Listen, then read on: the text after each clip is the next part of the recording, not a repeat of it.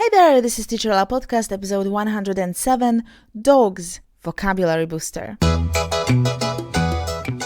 My name's Ola and I'm an English teacher. My goal is to help you start speaking English with confidence and get rid of speaking barriers. I believe it's achievable for you and it's time you started speaking English fearlessly. Go to my website for full transcripts and worksheets to each episode. Happy learning! Hello, welcome back. It's a pleasure to have you here. I hope you'll learn loads of new words and phrases. It really doesn't matter whether you have your own dog or not. Look at me. I don't. But still, you need to learn basic words connected with dogs. I don't have a dog, but I would love to have one. This dream will be fulfilled one day. I just can't wait. Tomorrow, on the 26th of August, is International Dog Day. How can I celebrate if not with a dedicated episode? Today, we're going to answer a few very important questions. First of all, what does a dog look like? What do we, humans and dogs, have in common? And what sets us apart? How do you actually get a dog? What do you need to have in place for your pet? What do you do with a dog? And finally, what do dogs do? Let's start with the dog, with the body parts. Dogs have human body parts, language-wise, in English at least. A dog has a head, ears, legs, shoulders, a tongue, a neck, a thigh, a jaw. Apart from these similarities, there are differences. The body part that contains the nose and the mouth is called a snout. A snout. A muzzle is another name for it, but less common. Snout. Dogs have legs, but they don't have feet.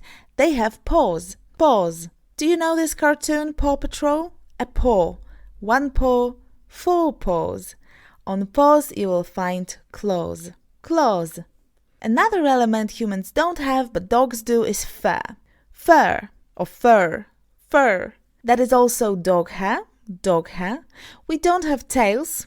Only a tailbone. That's all the evolution left us with. Dogs have tails. Okay, next. We have male dogs and female dogs, obviously. Male dogs are just dogs, and female dogs are called bitches. Yes, you've heard right. A female dog is a bitch. I'm more than sure I need to make a vocabulary episode about the word bitch. There's no question about it. Coming back to dogs, what about the cutest baby dogs? What are they called? They are pups, or even sweeter, puppies. Now, let's move on to how do you get a dog? There are various options. You can go to kennels and animal shelter and there adopt a dog. There are many dogs who need love and help and a human, but if you have certain expectations, some special needs, and you have chosen the proper breed of dog, you have to find a breeder, and the breeder needs to be a member of a kennel club. And then, if everything is fine, you can purchase the dog. I'm not gonna go into details because I don't know them well. I don't even have a dog yet. Another big question I'd like to at least try to answer is, what do you need to buy for your dog? You need a bowl, or rather 2 bowls. A water bowl and a food bowl. You need a dog bed or a dog house, a kennel. I don't think dogs should sleep in kennels outside your house, but I guess some of them like to have a little place to hide away for a while. So some kind of a dog house can be practical. You need to buy a leash, a long piece of leather or rope used for holding and controlling a dog. It's not an object, the next thing on my mind, but you do need to find a good vet, a veterinarian. Nobody uses that word though, so let's stick to a vet. This is an animal doctor. You take your pet to such a doctor when it needs help, when it's sick, or when it needs a vaccination, for instance, or for medication, worming, or simply for some advice. Another person whose services you might want to use, depending on your dog's fur, is a dog groomer. A groomer you will never guess, grooms your dog. Grooms means maintains the appearance of your dog. Dog groomers provide a number of services for dogs by washing, cutting, grooming and styling their coats, in addition to cleaning and clipping dogs' nails and detangling their fur. What do you do with a dog? First of all, you take the dog for a walk. You go for a walk, you go for walkies. When you take your dog for a walk, what you probably need to do before you leave, you need to attach the leash to the collar. I've mentioned the leash before. Sometimes you can let your dog off the leash so that he or she can run free. You have to remember to feed your dog. And we have already heard that dog needs to have his own bowl of food and a bowl of water. Feeding time is probably 3 times a day. However, the bowl of water should never be empty, especially when it's hot outside. You want your dog to stay hydrated. Dog treats. It's good to reward good behavior with some snacks, healthy treats. When you play with your dog, you are petting them. Yes, this is a verb, to pet a pet. Dogs enjoy receiving belly rubs. A belly rub is a gentle massage on the belly.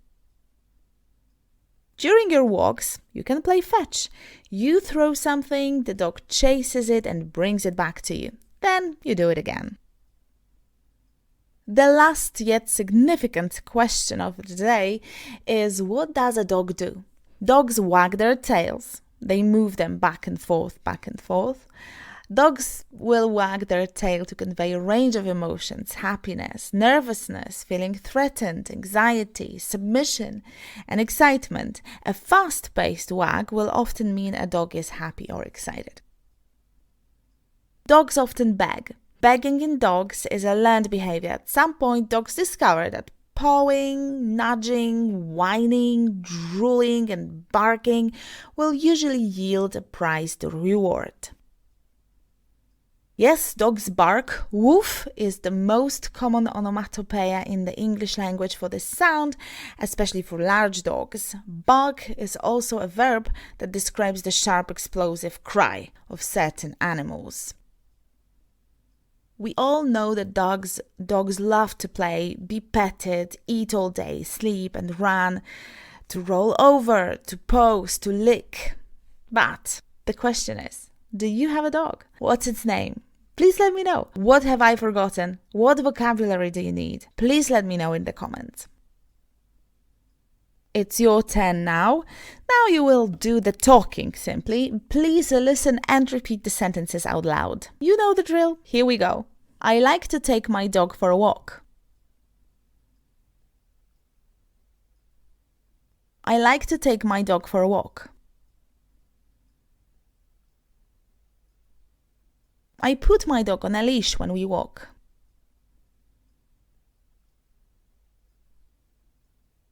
I put my dog on a leash when we walk.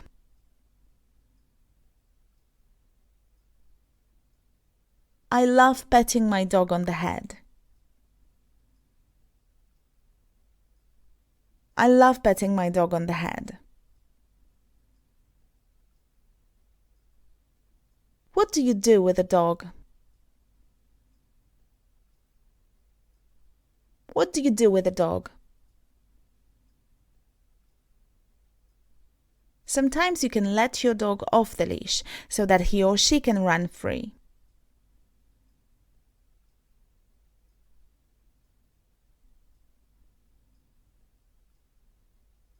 Sometimes you can let your dog off the leash so that he or she can run free.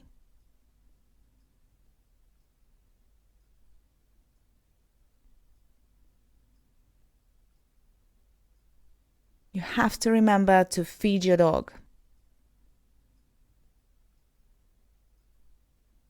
You have to remember to feed your dog.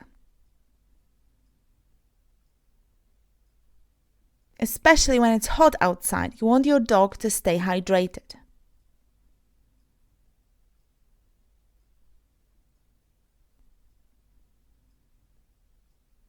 Especially when it's hot outside, you want your dog to stay hydrated.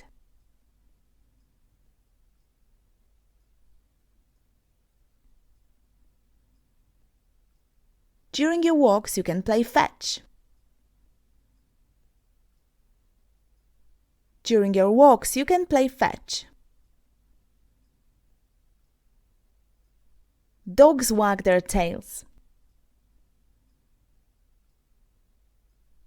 Dogs wag their tails. At some point, dogs discover that pawing, nudging, whining, drooling, barking will usually yield a prized reward.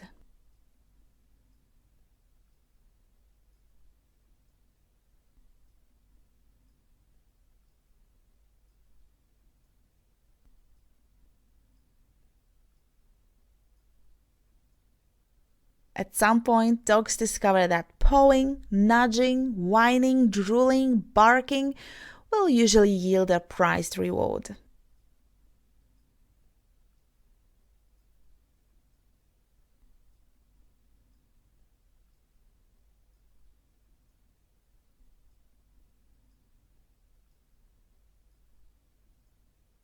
Well done! Now go to your inbox and grab the worksheet in order to test yourself.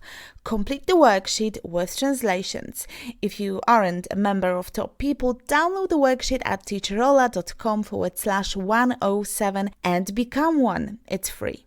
If you find this episode useful, tell your friends about my podcast, share it with one person, or share it somewhere on your social media. It'll help me grow and spread the message. This is the only way you can support this podcast. Thank you so much for listening, and I'll see you next Wednesday. We're going to discuss another grammar point, modal verbs, yet again. I'll see you here in 5. Oh, why 5? I'll see you here in 7, of course, days. Happy learning. Take care, stay fearless, and say it out loud. Bye-bye.